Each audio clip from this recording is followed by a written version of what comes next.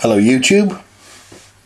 I'd just like to talk to you about moodiness, about unhappiness, about emotionality, and how we're told from a very early age that we have to put up with the moods and unhappiness of others. Something which, when you start to look at it intelligently, is not actually the case at all. So look around yourself now, and obviously you see from your experience that unhappiness is actually probably the most dominant mood that people have on the planet, let's say. And because of that, as I say, we're taught we have to compromise. We have to put up with the unhappiness of others. That we have no option but to do so. Something which is not actually the truth at all, because when you start to look at things intelligently, you will realise that in compromising with the unhappiness of others, all you are actually compromising is your own happiness, because the more you allow unhappy people to put upon you through your compromise, you will actually, all that will happen is their unhappiness will spread to you, and then you will in turn become unhappy yourself. So all compromise is actually doing is allowing the emotionality, the unhappiness within certain individuals. It's allowing that unhappiness to spread throughout society as a whole. So let's say we were not to compromise with the unhappiness of others, the moods of others. Let's say we were to stand firm and say to another who is unhappy, who is moody, look, I'm not willing to put up with your moods, I'm not willing to put up with your unhappiness, and let's say we took a stance of being totally uncompromising. Okay, you either book your ideas up or it's finished between us. There's no more ifs or buts, no more compromise. I've had enough of being unhappy due to your actions.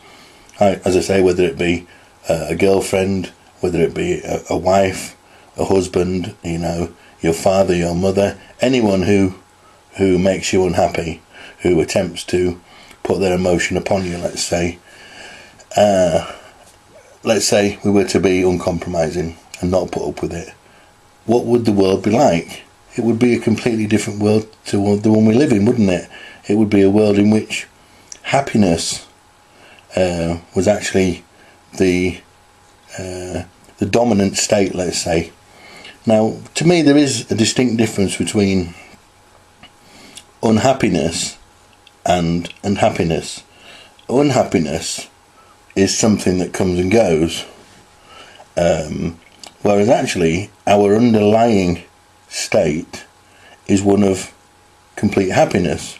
We're actually happy all the time, but we don't appear to be so because, as I say, we've been told to compromise our happiness, and because of that, we're allowing the emotional individuals around us, the unhappy individuals around us, to actually put upon us, and due to that, the unhappiness is kicking in and appearing and disappearing, etc., etc., and because of the continued appearance of that unhappiness, it's making it appear that that happiness is actually a state that comes and goes, whereas actually it isn't.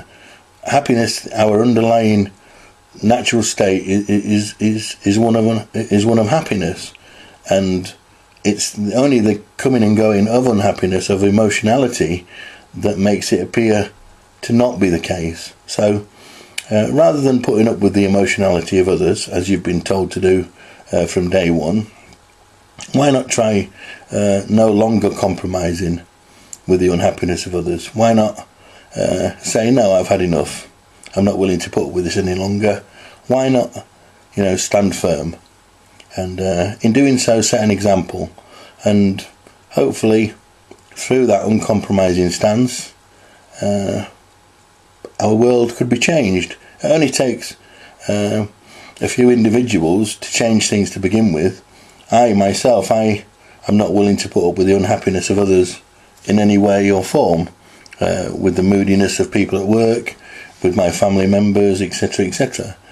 If I consider that they're attempting to put upon me in any way, or literally suck the life, the happiness out of me through their moodiness, through their unhappiness, then I absolutely refuse to deal with them.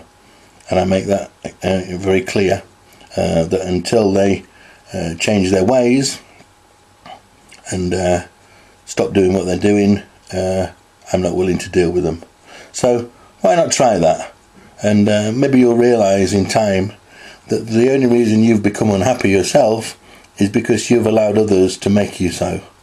And had you not compromised in the beginning, as you were taught to do, well, then maybe things wouldn't be as they are now in your life. Okay, well, thank you for your time. Of course, I'd be interested to hear what you have to say, and try being uncompromising.